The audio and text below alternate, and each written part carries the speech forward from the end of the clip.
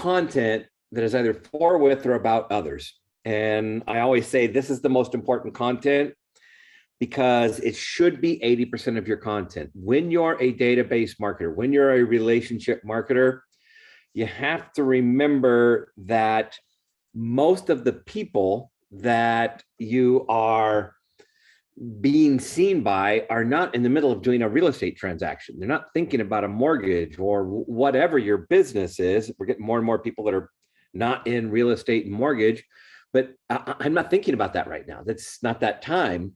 You just need to make me like you and remember you for when it is the time. Remember, you don't sell homes to anybody. Somebody's not going to go, hey, by the way, I got a house for you. Nobody's going to sell me a house. I decide I'm going to do something, and then you happen to intersect with that decision, that zero moment of truth. You're not in the sales business. You're in the relationship business. According to NAR, all the marketing that we spend money on, all the lead gen, everything else, that's about 11% of the business. And everybody's so afraid that the business is going to go away. Oh my gosh, with all the new offer platforms and the new marketing and the discount platforms, and it's man, they're going to steal a business from the agents, and the loan officer is going to be obsolete. I've been listening to that sermon for 20 years. It's not happening, guys. It's almost the opposite. It's all moving more and more down the relationship funnel. People don't trust the universe today to a greater extent than we used to not trust the universe.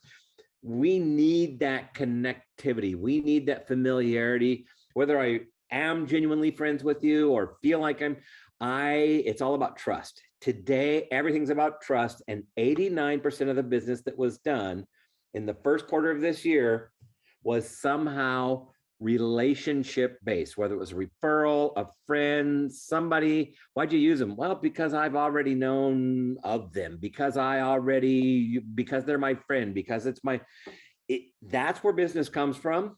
And it's growing more so that way. Everybody thinks millennials are skewing it the other direction. Just the opposite.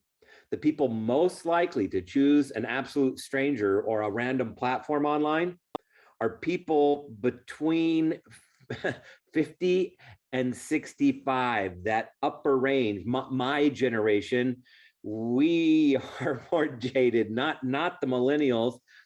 The second highest is 65 and above, and the least likely to work with a stranger or to go to a platform, work with Rocket Mortgage, whatever. The least likely age group is 35 and below. It's all relationships. So what does content for, with, or about others mean? It just whatever. Content for others. Think about this. Content that I'm putting it up for you. I'm just being honest. What do I think you want to see? I'm trying to, and look, every time I see something that's enjoyable, something that I stop and look at, read, laugh at, feel emotional about, whatever, I'm grateful. Thank you for putting up something that wasn't just an annoyance in the middle of my day. I don't mind a little bit of that. A little bit of advertising is fine. We're used to it. There's advertising everywhere. But please try to put up stuff that I will like, because what nobody seems to grok is that, and this has been true forever, by the way, marketing has nothing to do with logic. We do not make decisions based on logic. Go read the book Blink. We make decisions emotionally in fractions of a second. And then we do what's called confabulate, which means we make up all this logic stuff in our head to make us feel good about the decision which we've already made emotionally. We know what we're going to do. We're just doing all the logic stuff to try and make ourselves feel good about it. All decisions are made emotionally and then justified with logic. How do I emotionally connect with people? I put up content that makes them feel good. If they feel good, if they like my content, eventually they will like me. So that's for others. And then I say with or about, and with or about is pretty simple. I want to put up content that I'm either shooting with somebody else. And that's, look, if you watched last week, you know that client appreciation videos, things like that. I'm going to spend way more time on this with others, where you're doing an interview, where you're doing something like that. And then about others, and about others, they don't even have to be in it, but they're the feature. The more you can make somebody else the hero, the better off you're going to be. So what am I talking about? Videos with or about others. There's nothing I love more than connecting my connections. Hey, if you guys know me, you know I love connecting my connections. Blah, blah, blah, blah. Today, I wanted to introduce you to my good friend, Mike from Mike's Hardwood Floors, whatever. And people love somebody who is always making somebody else the champion.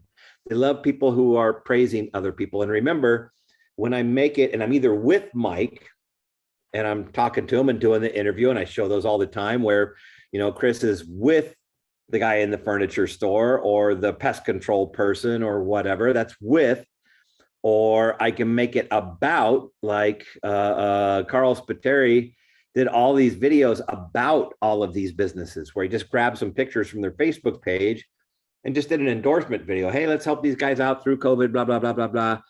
And it was about them.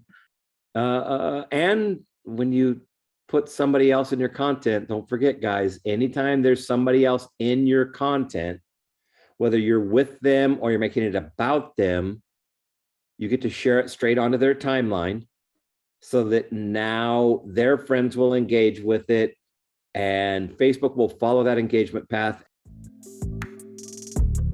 When I'm on my page and I just recorded a video that was introducing a local influencer, talking about a local cause, praising somebody, some vendor that went out of their way for me. I just wanted to highlight what a stud my buddy blah, blah, blah is. He did this. And I just say something really nice about him, thank him for what he did, put a little mojo on it. And then I post it to my page.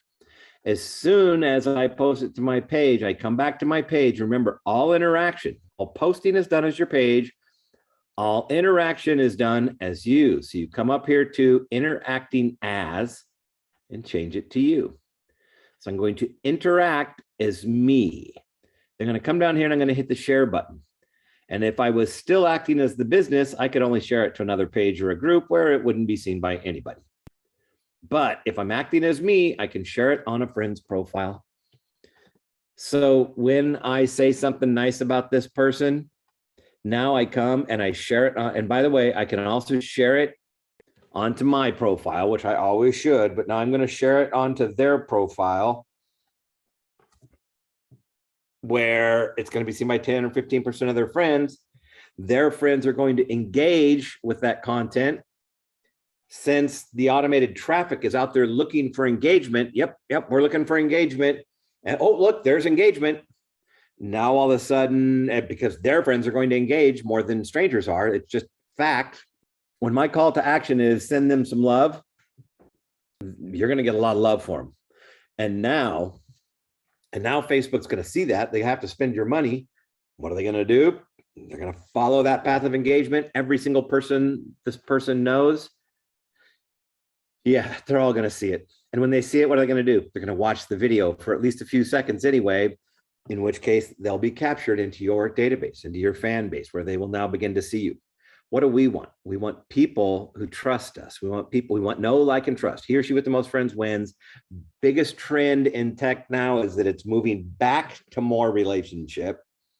If I just said really nice stuff about Sally, everybody who likes Sally is going to automatically, by osmosis, they're going to like me, by juxtaposition, because I'm her friend. And I'm saying nice stuff about her and I'm supporting her. Everybody who has love and trust and appreciation for Sally just gave me a big chunk of that. With or about other people, making them the hero, not you. Social media, we talk about ourselves 82% of the time. Real life, 31% of the time. What's wrong? Me. That's all social media is. You want to make people love you, just make it about them. Make it about others.